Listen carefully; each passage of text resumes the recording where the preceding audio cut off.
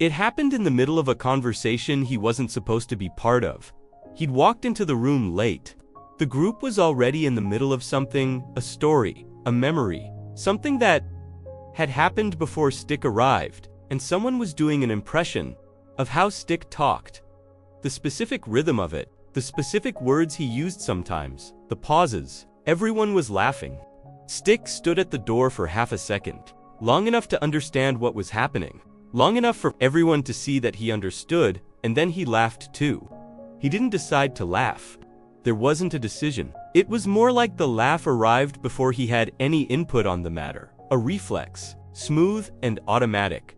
The same laugh he'd used in the group before, the one that meant he was in on things. He lied and said something like, okay, and walked into the room, and the moment passed and everyone moved on. He hadn't moved on. Spoony found him after school. Stick told him about the impression. The laugh. Spoony processed this with the clipboard. Was it funny? Stick thought about it. No. Then why? I don't know. It just happened. Spike arrived. He'd heard most of it. He sat down. You laughed because not laughing felt more dangerous, he said. We talked about this. I know. That's different from thinking it was funny. I know that too. Stick looked at his hands. Knowing it doesn't fix the part where I did it anyway. Spike's tines went to their lowest. Bisp was the Spike version of, I don't have an answer for that, but I'm still here. Mugsy appeared at the corner table. He didn't comment. He sat down. He looked at Stick for a moment with the expression of someone who understood something specific, not just generally, but specifically. Then he looked away, which, for Mugsy, was its own kind of acknowledgement. Spoony had a theory. The theory was mostly correct and completely unhelpful. Mugsy put his hand on the clipboard before Spoony could finish presenting it. The clipboard stayed down. Lumi found him at the far end of the hallway, the 3 o'clock one. You laughed, she said. Not a question, at the impression of myself. Stick looked at the wall. I don't know what that makes me. Lumi sat beside him. The glow in her chest was steady, careful. Can I tell you something? Stick looked at her.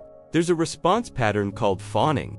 It's sometimes called the fourth fear response after fight, flight, and freeze. It's what happens when the nervous system decides that the safest way through a threatening situation is to align with the threat, to go along, to laugh, to agree, to make yourself non-threatening in return. Stick thought about the laugh, how automatic it had been.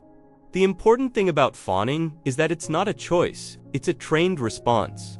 The nervous system learned, somewhere, that aligning was safer than resisting. And when the moment came, it executed that response. Before you had any input, but I still did it, Stick said. Yes, and the doing it is real. And it makes sense that it feels like something.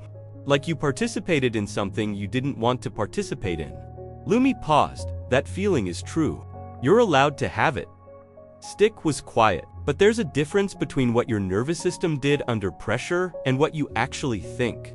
You didn't laugh because you thought it was funny. You laughed because your nervous system decided that was the safest option available. That's not a character flaw. That's a survival response. Stick thought about the impression, about the laugh, about how he'd felt, not happy, not in on the joke, just surviving the moment. So, what do I do with the laugh? You notice it happened, you understand why, and then when you're ready you decide what you actually think. Not in front of them, just for yourself. Stick thought about it. Really thought about it. Without the laugh in the way, I think it wasn't funny, he said. I think it shouldn't have happened, and I think I'm angrier about it than I let myself be in the room. Lumi almost smiled.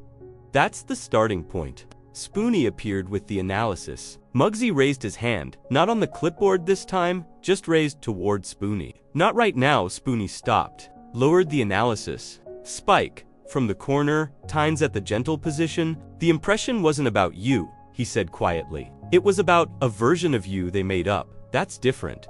Stick thought about that. Yeah, he said, it is. He stood up, walked back toward the school entrance, the laugh behind him. The anger is still there, but his now, not the room's. Is he going to say something?